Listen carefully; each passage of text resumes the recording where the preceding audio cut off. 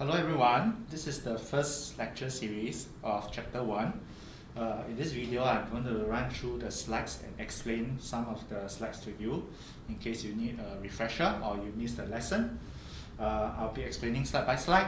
If at any point you feel like I'm going too fast, feel free to pause and rewind if you need to. If at some points you think I'm going through things that you already know, feel free to skip forward. Alright?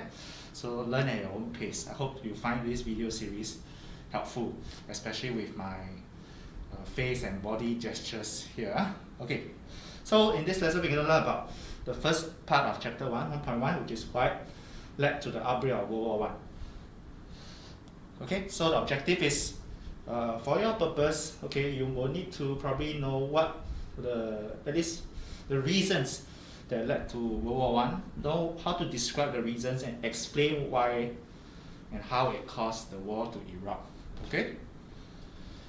Alright, so just a quick background. Before World War I started, the world was kind of at peace. Economies were growing, countries were getting prosperous, stronger, and the European countries in particular, they were dominating the globe, okay, conquering a lot of territories. Okay, they grew and so powerful because they have a mighty industrial strength. They were the first countries in the world to discover how to use, for example, machines to really produce goods at a rapid rate, whereas the rest of the world are still struggling with maybe manual labor or agriculture. Alright, so with the Europeans dominating the globe, alright, they embarked on the quest of imperialism, where they colonized many countries. Okay, and some of the common European powers you know are Britain, France, Germany, and so on. Okay, one noteworthy thing, Japan usually we consider it an imperial power also because it's one of the first Asian countries to embark on this industrialization process where it embraced machinery, and you'll find that is one of the reasons why it was able to start World War II in Asia along with Germany in Europe. Okay, so a few concepts. A war, I think you all pretty much know what a war is. Okay, a conflict between different groups. Could be different nationalities, different race, okay, and they are at war, okay, weapons are involved. It could last from as short as a few days to as long as years. So in the case of World War I, 1914 to 1918, about 4 years long. Okay, so the next part is about why do countries go to war. So I will skip the discussion since it's a recording.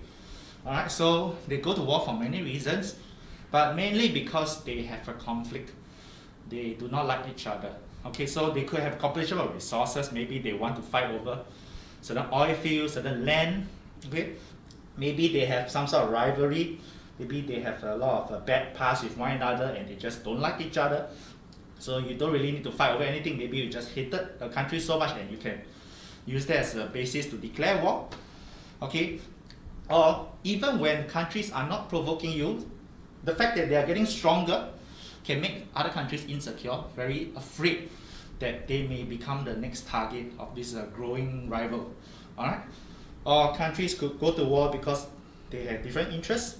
Or in the last part of the word, nationalism, which is sort of a confidence. They have a confidence in their own nation. They feel very confident about their nation and their right to rule over others. So if a country has a very strong culture of nationalism, for example, maybe the British, they might feel like, you know, our country is so strong, we should be the best, it should be the best empire, you know, we can go out and colonize the rest of the world and teach them how to become like us. Okay, so if they are very swept up by this nationalist feel, they'll feel like they can conquer the world, they can do anything. Alright? Okay, same thing, I will skip the video, but you can watch any of the videos here in the slides. Alright? So causes of World War I, a very useful mnemonic or acronym to remember is MANIA. So militarism, alliances, nationalism, imperialism, and the last of all is assassination of Archduke. Alright, so militarism, one way to remember militarism, it comes from the word military. So when I say a country, militarism is the cause of World War I, think of it as countries growing their military, giving the military a greater role in the country's affairs. So, for example, in the past, the Western Empire, British, French, Germans, and so on, they embark on the trend of militarism, meaning their countries, they up their military strength. So when every country has a stronger military strength, chances are the tensions will also grow up, because with military, you don't arm yourself for no reason. They could be used as threats to other countries. Okay, so the stronger, the better equipped countries around you are, the stronger the tension, the chances of a war breaking out is higher. Okay, the reverse is true. If countries demilitarize, reduce their arms, for example, some countries recently they signed treaties, for example, oh, let's reduce our nuclear weapons stockpile. Okay, when we demilitarize, chances of war, the tension will be lower. Alright? So you can look at this graph briefly, the trend. Basically, it's an increasing trend. Countries, the great powers, have been spending more on the military since the 1870s and so on, to the point of 1914 when it reached its peak. Okay, so the military, okay, militarism. Military is seen as the superior symbol of power. So when there's more militarism, there's more tension, and it can push countries to war. Alright, and the next factor for why a war broke out in World War I, remember, is alliances. The fact that it's a world war means that many countries are involved. And why are so many countries involved? Because countries belong to different alliances in the past. When country A fight country B, the friends of country A and the friends of country B will join their side to fight. Okay, so World War I became a world war because many countries had allies, and the allies joined the wars on their side. So the two allies you want to know, the two alliances you want to know are the Triple Entente and the Triple Alliance. So the Triple Entente are Great Britain, France, and Russia, whereas the Triple Alliance are Germany, Austria, Hungary, and Italy. Just a tricky thing to note. Although the Triple Alliance are Germany, Austria, Hungary, usually when we talk about the terms such as the Allies, so it's an alternative of the Allies. When we talk about the Allies, we are referring to the Triple Entente here, Britain, France, and Russia, and later on the USA. So do not get mixed up between Triple Alliance and just allies in general. They are two different names, okay? But the Triple Alliance, usually we call them Central Powers. You might wonder why is it so confusing, because different people call them by different names. Allies and Central Powers are kind of like the informal names, whereas Triple Entente, Triple Alliance are like the formal name of the alliances. Okay, so one way I taught you in class to remember is, just remember, the Allies always refers to the winning side. And the winning side, whether in World War I or World War II, are Great Britain, France, and USA. Okay? Alright, so we should have labeled this in class using the textbook. Okay, so you can see the Central Powers, Germany, Austria, Hungary, and Italy, Central of Europe, that's why they are called Central Powers. And the Triple Entente, or the Allies, they kind of surround the Central Powers in blue here. You will also see USA, but USA is on the other side of the ocean, which will join later. Okay, the third factor, nationalism, and, okay. Remember, nationalism means, it comes from the word nation. So think of it as people want to form their own nation. They feel very strongly about having their own nation. So when some countries feel very strongly about having independence, so for example, okay, the Ottoman Empire, the Turkish, they control a lot of the Balkan states. Balkan states refers to countries in Southeast Europe, so for example in today's Greece, Bulgaria, and so on. Okay, so when the Ottoman Empire broke up, other countries took its place, such as Austria-Hungary, Russia, and they wanted to take over the states that used to belong to old empires. So how did this lead to World War I? Mainly because of two countries that broke away from the Ottomans.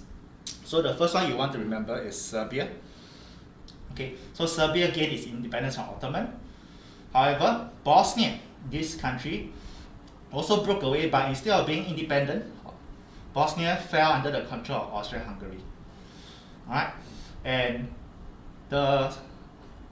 in Bosnia, there are a group of people called the Serbs. So as the name suggests, the Serbs feel very strongly with the country Serbia. They think Bosnia, which they live in, should just merge with Serbia, form a bigger country. However, Austria-Hungary naturally do not like this idea because they like Bosnia to stay part of Austria-Hungary.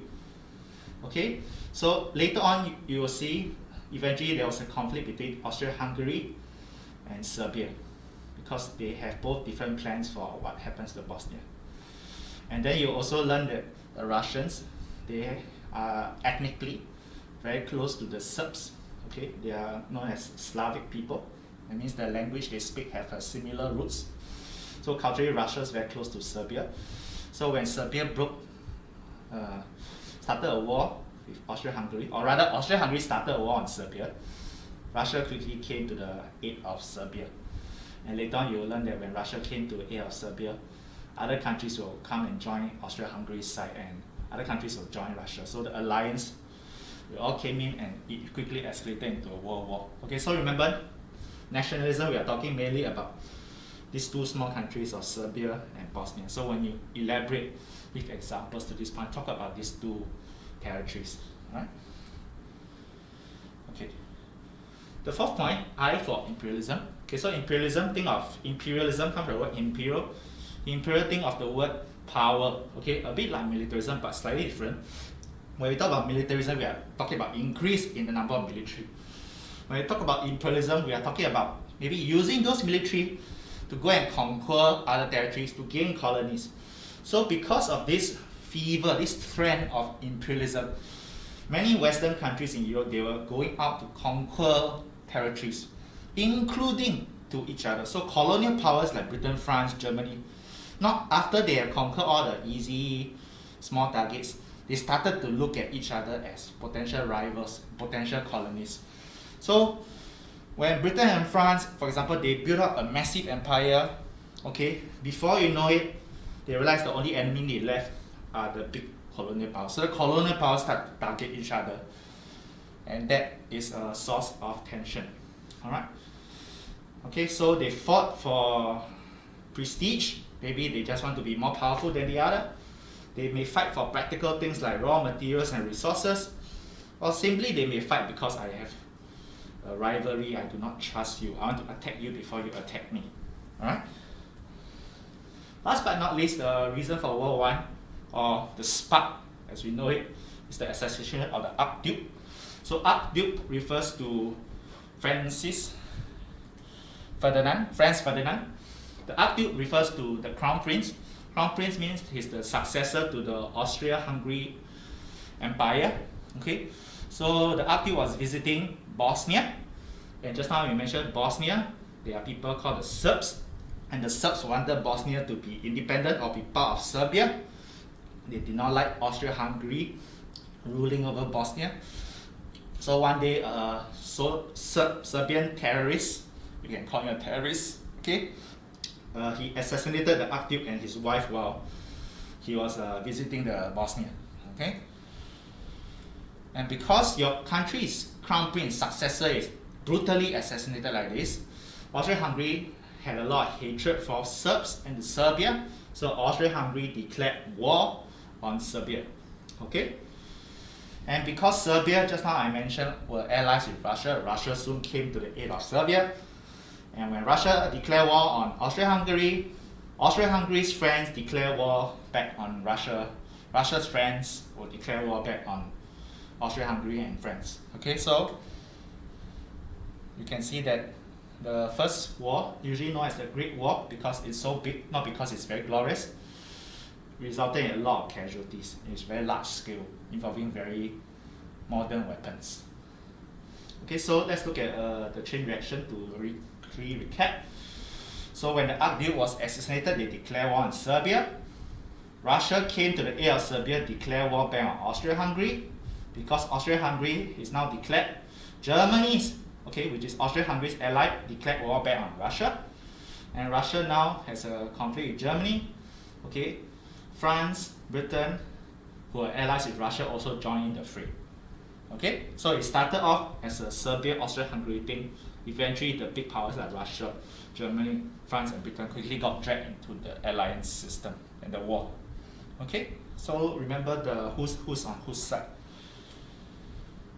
Okay, so if your history essay question, sometimes they may ask you not only to explain the causes of the World War I, sometimes at the highest level they may even ask you, oh, is one cause more important than the other? Which one is more important? And you need to learn to evaluate and weigh to get the highest level. So for example, a 12-mark essay usually will involve this kind of thing, and they will have to decide which, not only explain factor, but which factor is more important to get maybe the last 2 or 3 marks. Okay, but we will cover this next time. Alright, so in a nutshell, many factors, the mania factors, nationalism, imperialism, militarism, assassination, alliances, they all contributed to the start of World War I. Okay, and as there are 5 factors, we also can say that there's no one clear cause. The causes are always interlinked.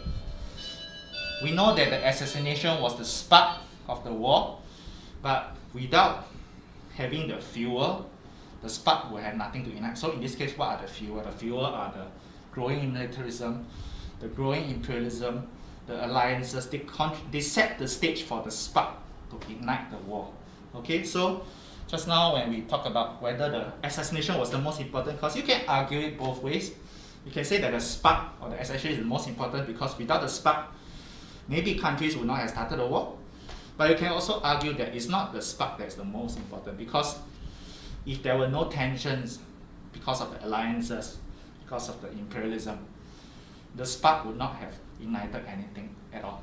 Okay, so you can argue it both ways.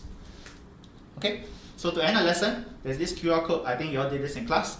Okay, but if you want to revise the understanding of the key concepts, okay, feel free to use your phone to scan this QR code to do a quick quiz. Alright? To round up this sub-chapter 1.1, okay, just now we talked about the causes of World War I. So now we need to look at the impact of World War I. So World War I happened, what were the impact on people and the country? Alright? So we need to know what, how the World War I impacted the different countries, and what were some efforts did to try and maintain peace after World War I and prevent a world war like this from happening again. Okay, so you can see this is the cenotaph. Okay, you can see around our central area, which is a monument erected by the British to honor the war dead that was sent from Singapore to fight in World War I. So you can see the years 1914, 15, 16, 17, 18. So these 5 years which the World War I took place. Okay. Yeah, and every 11 November, you will see a ceremony being organized there. Maybe you will see it one day when there's no COVID and they resume such a ceremony. And yeah, why do we have such a memorial in Singapore? Because although World War I took place all the way in Europe, we know that the world was divided into major colonial powers, and Singapore being under Britain, okay, some people were definitely sent back to Europe to fight on the side of Britain. Okay, whether they're British soldiers, later on you'll realize in World War II, not only the British in Singapore were deployed, you'll find that even locals like the Indians and even the Chinese and Malays may have been deployed to fight all the way back in Europe. Okay? So you can see World War I is a very bloody affair. We saw scenes of the trenches, no man's land that I saw in the movie with you. Okay, definitely very dire, uncomfortable living conditions, very cramped, probably a lot of diseases spread in these trenches. Okay, there's a video I will skip. Feel free to watch it on your own. So after the end of World War I, the countries decided to sign this thing called the armistice. So the armistice is like a ceasefire. So as the name suggests, ceasefire means stop firing. So let's stop firing for a while, let's have some peace. So Germany signed the treaty because its supplies were running out, and they want to, hey, let's put a stop for now, because I cannot carry on fighting anymore. Okay. However, the Germans did not thought that the ceasefire equals surrender, because ceasefire, think of it as a pause button. I pause now, maybe I can resume the war later. Let both sides catch a breather and resume the war later. But the allies, British, France, USA, okay, they thought Germany initiating a ceasefire equals to surrender. They don't want to fight anymore. Okay? So there was a bit of a misunderstanding. Okay? There's a video here. Feel free to watch it in the slides. Alright? So there were 3 kinds of impacts. We are looking at political impact, economic impact, and social impact. Okay? You will see these 3 terms, political, economic, social, happening in the many chapters after this. Okay? Political impact usually refers to impact on a country. So For example, we have this term self-determination. So as the name suggests, self-determination means you determine your fate yourself. So in this case, after World War I ended, many countries, many territories that used to be under Germany, that used to be under Austria-Hungary, the losing side, okay? They wanted to give people living in those areas the choice. Do you want to form your new country? Do you still want to stay in Germany? Or do you want to join another existing country? Or basically give you the choice. So maybe I'll let them vote or all that. Okay? So a lot of new nations were created out of the old territories of Germany and Austria-Hungary. Okay? Most notably, Austria-Hungary broke out into Austria, Hungary, and many other smaller countries. Okay?